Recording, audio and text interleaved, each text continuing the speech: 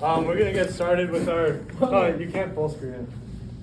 Yeah, just keep it like that because the projector's broken, bro. We're gonna start our presentation. Thank you everybody for coming. Yeah, go there. Okay, basically, so just some background. Toby and I have an organization called EmpowerU Young Business Leaders. We just like help students make their own businesses and explore their entrepreneurial interests. We also like mentor them in some schools. Yeah. All right, thanks. So you can skip this one. Everyone knows what a business here is, right? Yeah. All right, so just like why? Like why would you start a business versus working? Like why would you start a business instead of working at Dairy Queen or having a normal job? Numerous reasons, right? You get flexibility. It's very engaging. It's kind of fun, and you make more money ultimately. Yeah, I mean, Luca pretty much summed it up, you know, because the way a business works, right? It's not like when you have a regular job, you're making someone else money, essentially. So when you have your own business, there's people working for you that are making you money. So essentially, it's just like a power dynamic type thing. All right. You can skip this one. Okay, so what is entrepreneurship? The definition of entrepreneurship is the ability and readiness to develop, organize, and run a business. Yeah, Oscar, what are some things about entrepreneurship that you think all of them should know? Yeah, so entrepreneurship, I would say that this definition is a little specific. Because entrepreneurship is based essentially like if you have an idea, right? If you're an entrepreneur, you're someone that can come up with ideas, someone that can have ideas. And that is what you call an entrepreneur.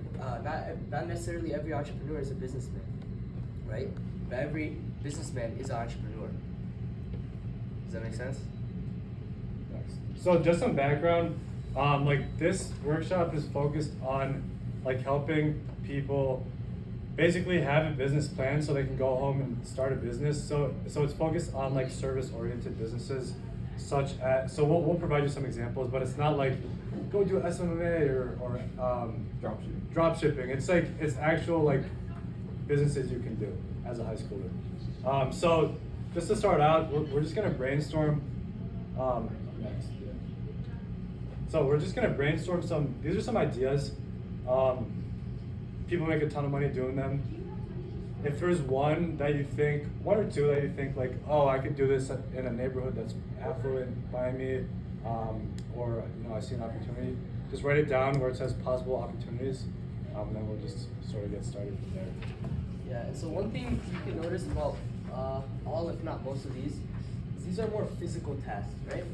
The thing about service businesses is that you're providing, you're giving something that people can't get somewhere else, and you're doing that for them, right? And most service businesses are for convenience sake, right? You don't essentially, it's not like a mandatory thing, but most services is something that, hey, you know, you can do it yourself, but you're paying someone to do it. For example, power washing, right? You could get a power washer, you could power wash your own car, but you're paying someone else to do it. And these are more physical, you're doing physical stuff, but there's also other examples of online businesses, right? There's, as we mentioned, drop shipping, you can do SMMA, you can do high ticket sales. There's all these businesses, and we live in a day and age where it's not, it's never been easier to make money, especially because now you can use online. So these are, more labor intensive, but if you're thinking of something that like, hey, I want to just like sit in my bed and crunch numbers, or I want to sit in my bed, I want to buy this here, sell this there. There's a lot of opportunities nowadays that we are blessed with, thanks to us living in the 21st century, that we can take advantage of as well. Yeah, it just depends on what you want. Yeah. All right. So now you have to. So then again, so you have your business, right? You have your opportunity to see. Now you have to decide like who's your target market, like who are you going to provide this good or this service to. So if it's a service, oftentimes we say you want to target like affluent neighborhoods because they're more likely to give you money for the service. But if it's a good like for Osher's shoes, how did you define your target market? Yeah, so come on in. Yeah, come on in, come sit. Yeah, so just for context, what I do is I do e-commerce, mostly sneakers, but also other stuff on Amazon and other marketplaces as well. Look up there. I don't want this. So, for me, my target audience, or the person that I would target is obviously a sneakerhead, right? Someone who's into sneakers. If I see someone if I see someone come to school and they're just rocking, Skechers every day, I wouldn't necessarily be like, okay, let me hook this guy up with a pair of $400 Jordans. That's not necessarily my target market, right? But if I see someone that because it's like every business targets a niche or a specific culture. For us, for me, it's the sneaker culture, right? And so if I see someone wearing Jordans, I might even just randomly on the street, I might just be like, oh, hey, I really like your shoes, man. And then, I give him my little pitch. I'm like, oh, by the way, I have a sneaker business. So if you're ever interested in buying more sneakers or something like this, some Jordans, some Yeezys, some Nike Dunks, something like that, I'm the guy for you. And then just hand him a business card. So, you just have to have a target audience. And another really important thing that sometimes people say is that you should either know someone that would buy this product, or you should look at the product and be like, yeah, I would buy that. So if that is the case for your product or your service or your business in general, then it is a good business and has a higher chance of being successful. For those of you that can you go back one slide? For those of you who just walked in, we're just starting. So on your plan, obviously it says business plan on that piece of paper in front of you. The goal of this workshop is just to help you formulate a business plan, or just walk out of this room having a business you could do it at your house. So we just kind of brainstormed some opportunities. These are physical services, but it could be anything. It could be reselling shoes. It could be buying stuff off Facebook Marketplace, reselling SMA, a bunch of stuff. We just wrote down services. So just write down a couple on your papers that you see an opportunity for yourself, and then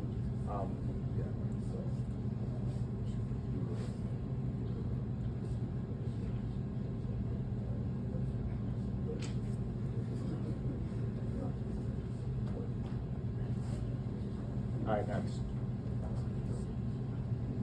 All right, so now you should have your opportunity defined, and you should have your target market defined. So when you have those two pieces, now you have to answer the question of why you? Why are people gonna choose you over different providers or over different companies? So these are just some things that may set you apart. It kind of depends on what your business is, obviously, but let's say, for myself, I do landscaping.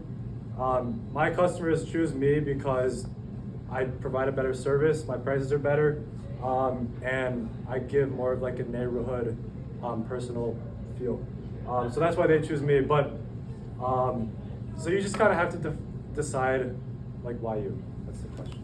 Yeah, and so all of these, as you can see, are potential advantages that people have. For me specifically in my business, when we're selling sneakers, right? These are sneakers that other people can get as well. It's not just I'm not the only sneaker plug out there. I'm sure some of you guys also know other people that I sell shoes and stuff. So for us, it's really important to especially ask this question because the competition is so high.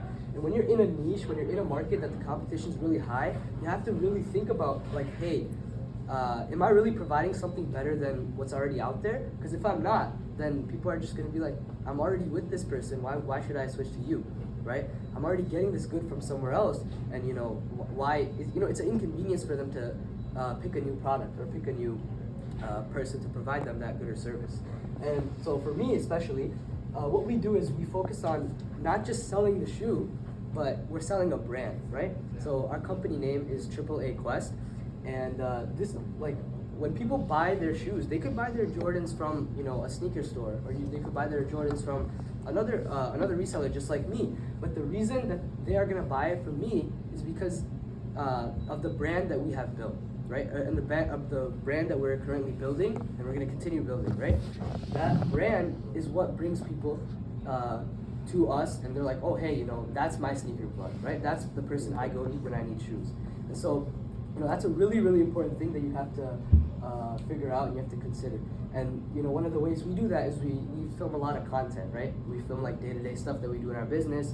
We post it on TikTok, Instagram, YouTube, all of that. So if you guys have that, check us out, AAA Quest.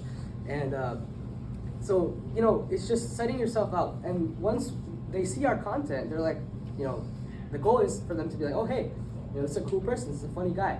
I'm gonna start getting my sneakers from him instead of getting it from, you know, whoever else I was getting it from. Or, obviously, because TikTok, Instagram, YouTube, these algorithms, they show your videos to people that aren't necessarily sneakerheads, right? So it's also possible for you to create new customers in that niche, right? They see your content, they're like, yo, I really like sneakers now just because I saw this person's content.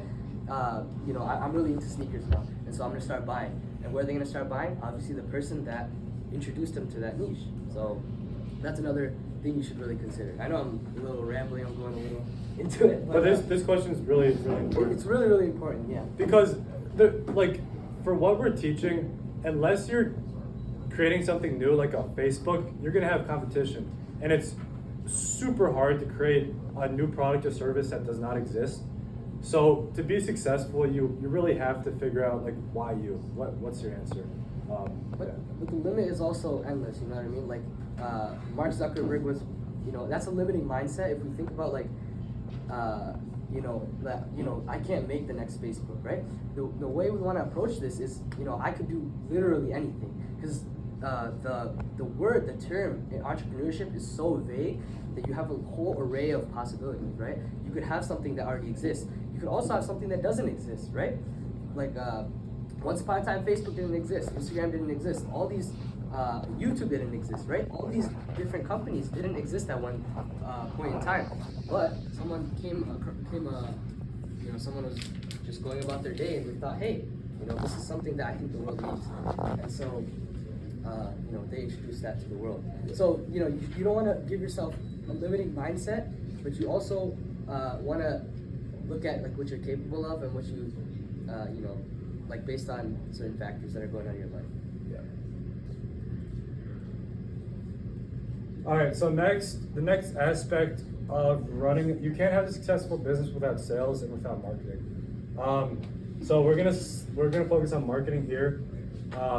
Basically, obviously, each business is different, right? If you're providing a service, your marketing is going to be different than if you're doing SMA or something. But for myself, like my marketing was door to door and Facebook posts, because on Facebook you can do posts for specific neighborhoods. So that was super impactful. I know Oscar does most of his marketing on what, like social media platforms. Yeah. So Instagram, YouTube. yeah. Even like going up, like I was talking about earlier, how like if I see someone on the street or just walking and they're wearing some Jordans, you know, a lot of the time I'll go up to them and just, you know, introduce myself, be like, hey, you know, I really like your shoes, and you know, just ask them, you know, get that conversation going, because every person that I see that's wearing Jordans is a potential customer in my eyes, even if they're not, you know, necessarily buying it at this moment. They could be down the line. That's the beauty of social media, or the beauty of like selling online. They don't have to, versus like a physical store, right? If I have a physical store, they have to be at my store to buy my products. If I have an online business, they could buy my product or my service from, you know, the comfort of their own home, from their bedroom. It doesn't matter. They could be anywhere in the world and they could buy your service, just like you could be anywhere in the world and sell your service or good to them as well. Yeah. So your marketing strategy is going to be unique for your business, but it's a vital aspect you need. Yeah. All right, next. Well, actually, can you go back? Yeah, it's fine. Pricing. So this is kind of specific. This workshop. Okay, no, never mind. But basically, you have to decide, obviously, how you're going to price your product.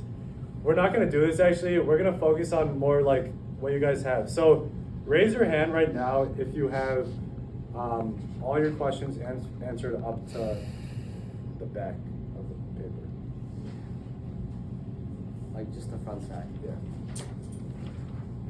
And then raise your hand if you have any like questions specific to your business. We'll try to answer them. Or just general questions. Yeah. Okay. Yeah, so just to kind of cover pricing, right? Pricing is also important. I can give you an example in my niche, right? There's there's these sneaker stores, right? They have physical locations, you know, they're really established brands. And what they do is they charge a higher price for that same shoe. So another marketing tactic I have is I say that, oh yeah, you could go to that store and it'll be $100 more or $150 more. When you can buy that shoe, that same shoe from me for $150 less, just because I don't have a physical store. And you know, it makes sense for them because they have bills to pay, they have, you know, all this extra overhead costs, they have employees and all that, so they have to charge more. But the reason people still buy from them is, hey, you know, that brand, I really mess with these guys, I really mess with the person that runs this, I really mess with the person that works there, and so that's why they're gonna go buy. And you should, for me especially what I do is if I see someone, like for example, obviously if I'm a reseller, I'm gonna follow other sneaker resellers. And so if I see someone charging a certain amount on a shoe, I'm not gonna be like, oh hey, let me just charge $100 over that, right? Because if someone sees both of our posts, they're gonna be like, is this guy crazy? Why is he charging $100 over what this other guy is charging? And so that overall goes into your perception of your brand and stuff. Yeah, like you said, it's really tied to your why you question. But for services specifically, right, when you're pricing, I kind of ran into this problem.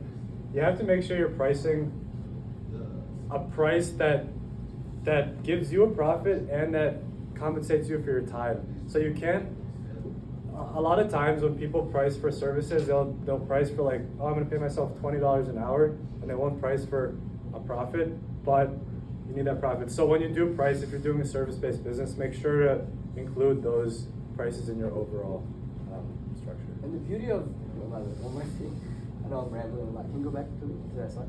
One more thing, so, and you know, it's not gonna be necessarily really consistent, right? Like it says here, I wanna make $100 in one day selling a good, right? The next day you make zero, you may make zero. And the day after that, you may make 1,000, right? So business isn't a linear line, right? Business grows exponentially. That's the difference between business versus working a real job. If I work a real job and I say, hey, you know, I'm working for this company, I'm making $25 an hour. If you are to, I don't mean to get a little nerdy, but if you put it in a X and Y axis, right? The number of hours that you put in has a linear relationship with the amount of money that you make. For every 1 hour you put in, you're gonna make $25. 2 hours, $50, right? And so it's just a linear line, completely straight line. For business, it's not necessarily a linear line, right? Some days you'll have great days, sometimes you'll have really bad days, you'll lose money, right?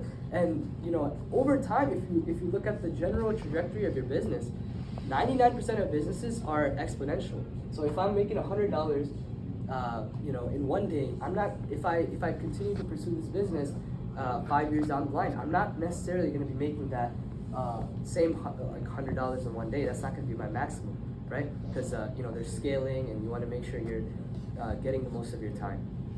So yeah. Yep. Thanks.